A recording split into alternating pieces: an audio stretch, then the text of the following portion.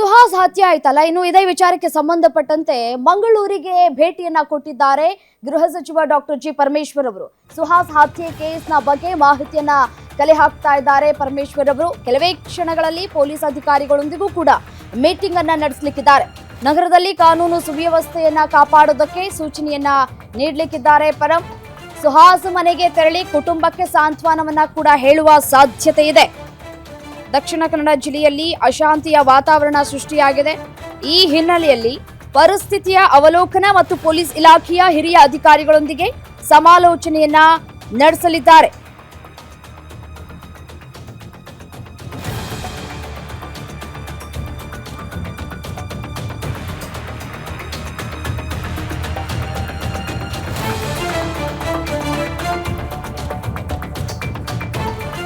Police ಆಯುಕ್ತರ ಕಚೇರಿಯಲ್ಲಿ ಅಧಿಕಾರಿಗಳ ಜೊತೆ ಸಭೆಯನ್ನ ಕೂಡ ನಡೆಸಲಿದ್ದಾರೆ. ಈ ಒಂದು ಕೊಲೆ ಆಗೋದಕ್ಕೆ ಏನ್ ಕಾರಣ, ಯಾರ ಕೈವಾಡ ಇದೆ? 8 ಜನರನ್ನ ಈಗಾಗಲೇ ಬಂಧನ ಮಾಡಲಾಗಿರುವಂತದ್ದು.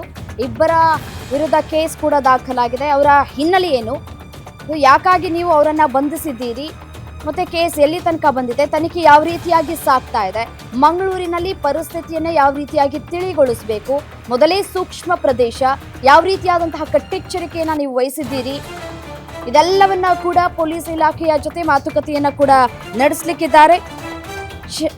ಶಾಂತಿಯನ್ನ ಕಾಪಾಡುವಂತೆ ಸೂಚನೆಯನ್ನ ಕೂಡ ಕೊಡ್ಲಿಕ್ಕಿದ್ದಾರೆ. ಇನ್ನು ಸುಹಾಸ್ ಹತ್ಯೆ ಹಿನ್ನೆಲೆಯಲ್ಲಿ ಮೇ 5ನೇ ತಾರೀಕಿನವರೆಗೂ ದಕ್ಷಿಣ ಕನ್ನಡದಲ್ಲಿ ನಿಷೇಧಾಜ್ಞೆಯನ್ನ ಕೂಡ ಮುಂದುವರಿಕೆ ಮಾಡಲಾಗಿರುವಂತದ್ದು. ಘಟನಾ ಸ್ಥಳಕ್ಕೆ ಗೃಹ ಸಚಿವರು ಕೂಡ ಭೇಟಿ ಕೊಡುವಂತಹ ಸಾಧ್ಯತೆಗಳು ಕೂಡ ಇರುವಂತದ್ದು. ಮತ್ತೆ ಅವರ ಕುಟುಂಬಸ್ಥರನ್ನ ಕೂಡ ಭೇಟಿಯಾಗುವ ಸಾಧ್ಯತೆ ಇದೆ. ಅವರಿಗೆ ಸಾಂತ್ವನವನ್ನ ಹೇಳುವಂತಹ ಕೆಲಸವನ್ನ ಕೂಡ ಮಾಡ್ಲಿಕ್ಕಿದ್ದಾರೆ. ಮೀಟಿಂಗ್ ಸಾಕಷ್ಟು ಕುತೂಹಲಕ್ಕೂ ಕೂಡ ಕಾರಣ ಆಗ್ತಾ ಇದೆ.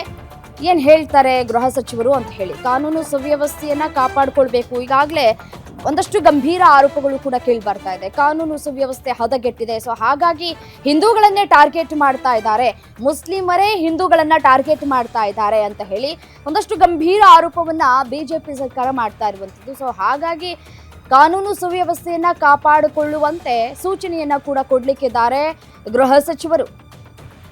ಮತ್ತೆ ಯಾವ ರೀತಿಯಾದಂತಹ ಘಟನೆ ಆಯ್ತು, ಹೇಗಾಯ್ತು, ಮತ್ತೆ ಎಷ್ಟು ಜನರ ಬಂಧನ ಆಗಿದೆ, ಅವರ ಹಿನ್ನೆಲೆ ಏನು, ಕುಟುಂಬಸ್ಥರು ಏನ್ ಹೇಳ್ತಾ ಇದ್ದಾರೆ, ಮತ್ತೆ ಇಲ್ಲಿ 2 ಮಹಿಳೆಯರ ಕೈವಾಡ ಇರುವಂತದ್ದು.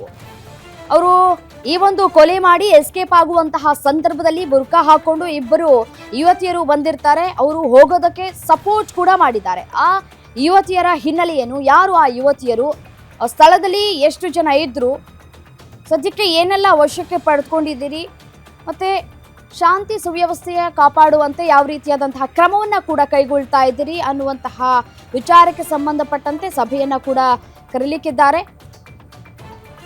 ಸಭೆಯನ್ನ ಕರೆದು ಸೂಚನೆಯನ್ನ ಕೂಡ ಕೊಡ್ಲಿಕ್ಕಿದ್ದಾರೆ ಗೃಹ ಸಚಿವರು. ಮಾಹಿತಿಯನ್ನ ಕೂಡ ಕಲೆ ಹಾಕ್ತಾ ಇದ್ದಾರೆ ಸುಹಾಸ್ ಹತ್ಯೆ ಕೇಸ್ನ ಬಗ್ಗೆ.